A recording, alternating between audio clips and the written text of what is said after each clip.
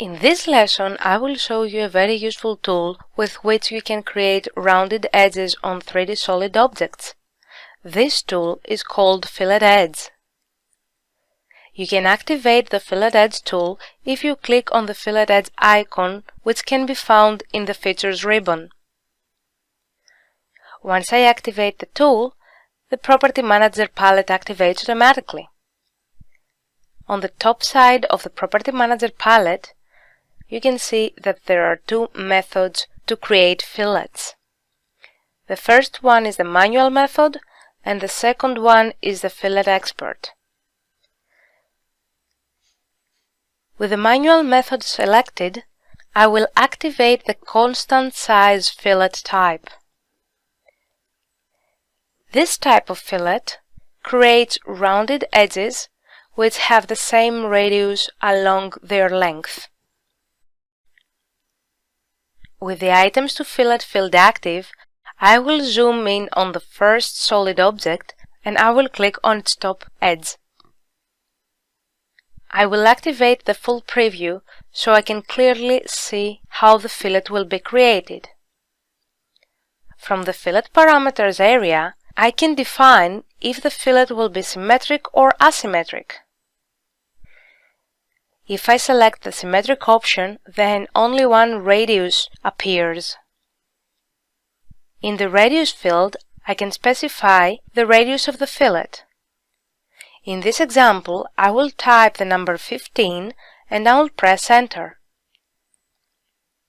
I can also click on the opposite edge to create another fillet. Now, in case I want the second fillet to have a different radius, I have to activate the multi-radius fillet option. Now I can click on the radius field which appears in the preview and change its value to 5. At this point, I will deactivate the multi-radius fillet and I will delete the second edge from the Items to Fillet field. In addition, I will change the radius value back to 15 mm. I will orbit the view once more and I will expand the profile list. The default option in this list is the circular profile. However, there are other options like conic row, conic radius, and curvature continuous.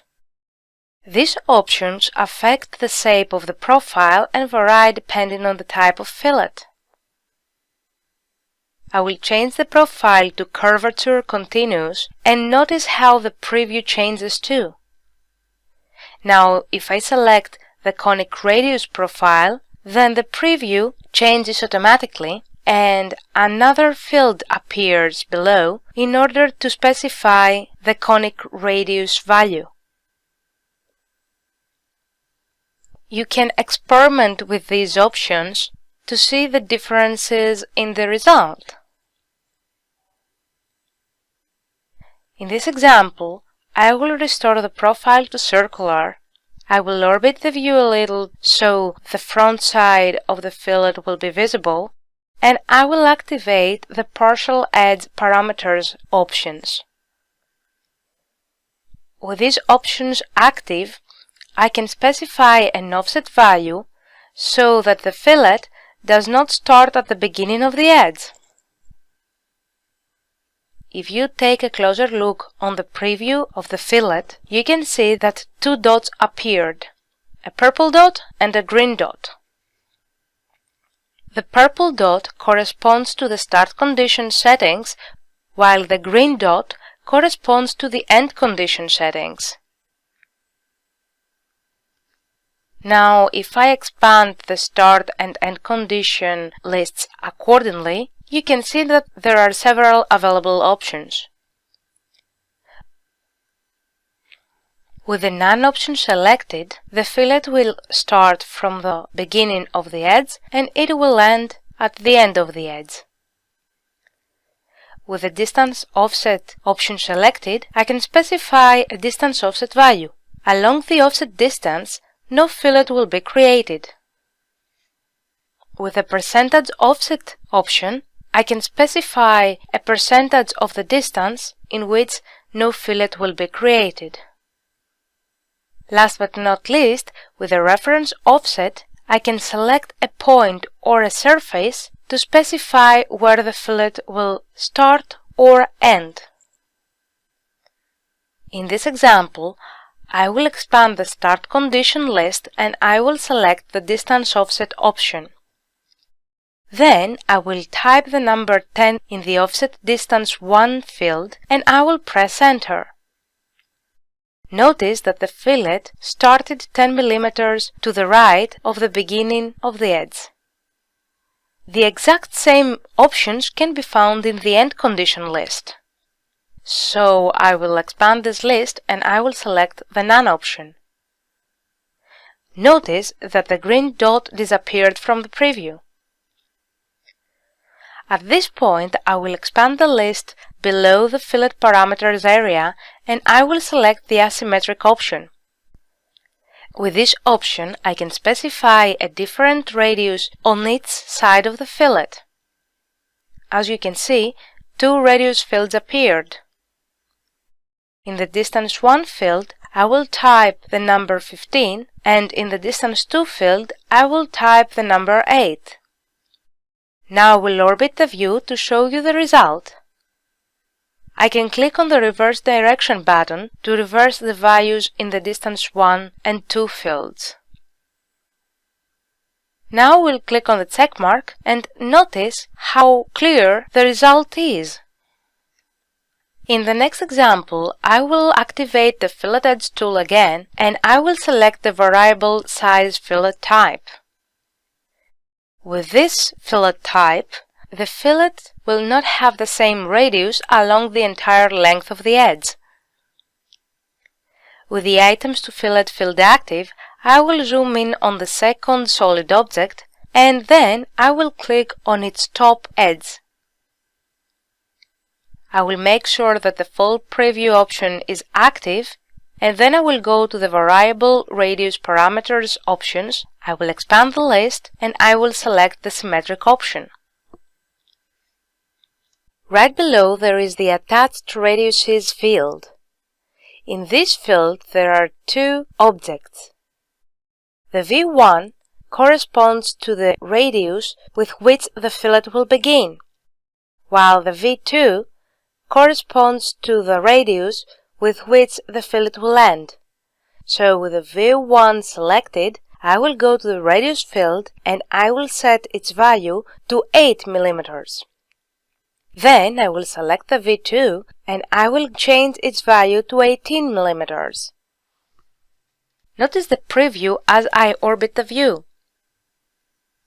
I can also select if the transition between the 2 radiuses will be smooth or straight. At the moment, the smooth transition is selected. I will change this option to straight and notice how the preview changes too. In this example, I will restore the smooth transition. At this point, I should mention that the fillet can be even more complicated if I expand the variable radius parameters list and select the asymmetric option. Now I will click on the check mark to show you the final result.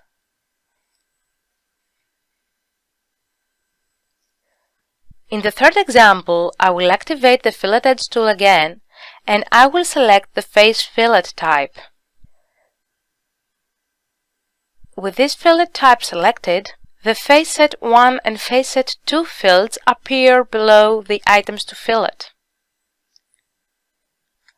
With the face set 1 active, I will select the top face of the object and then I will activate the face set 2 field. Once it's active, I will click on the front face of the object. Notice that once I selected 2 faces, a fillet was created between them. I should mention that I can also add more faces in each face set field. For example, I will add the left face in the face set 2 field. From the fillet parameters options, I can specify if the fillet will be symmetric or not. In this example, I will select the symmetric option and I will specify the radius of the fillet to 10 mm. The profile list have been explained in a previous example, so I won't elaborate on this one. I will click on the check mark to show you the final result. In the fourth example, I will activate the Fillet Edge tool again to show you the last fillet type, which is the full round fillet. With this option, we can select 3 faces and a fillet is automatically created between them. With the face set 1 filled active, I will click on the front face of the solid. Then I will activate the face set 2 filled and I will select the left side of the solid. Finally, I will activate the face set 3 filled and I will select the back side of the solid. In this type of fillet, I do not need to specify a radius. A preview has already been created and all I have to do is click on the check mark to show you the result. In the last example, I will activate one more time the Fillet Edge tool and I will use the Fillet Expert method to create a few fillets. This is an easy and quick way to create fillets with different radiuses without deactivating and reactivating the tool again and again. I can also change the radius of a fillet as well as remove a fillet. To understand better what I mean, I will go to the Add tab and with the edge or face field active, I will select an edge. In the radius field, I will tap the number 5 and I will click on Apply. Notice that the fillet was created, but the tool was not deactivated. Now I will select one of the faces and I will change the radius value to 10 mm. Then I will click Apply. Now let's say that I made a mistake in the first fillet and I wanted a fillet with 15 mm radius instead of 5 mm. To fix that, I will go to the Change tab and I will select the fillet that I want to change. Then I will type the new radius in the radius field, which in this case is 15, and I will click on the Resize button. Notice that indeed the fillet's radius changed. Now if I select this edge again and click on the Remove button, then the fillet disappears and the edge is restored to its initial form. At this point, I will click on the check mark to deactivate the tool. I will select the last fillet I created from the Feature Manager Design Tree palette and I will delete it.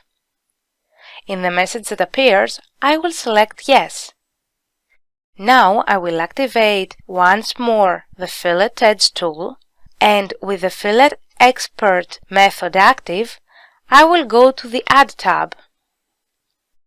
Without selecting an edge or a face, I will set the radius to 5 mm. Furthermore, I will activate the Show Selection Toolbar option.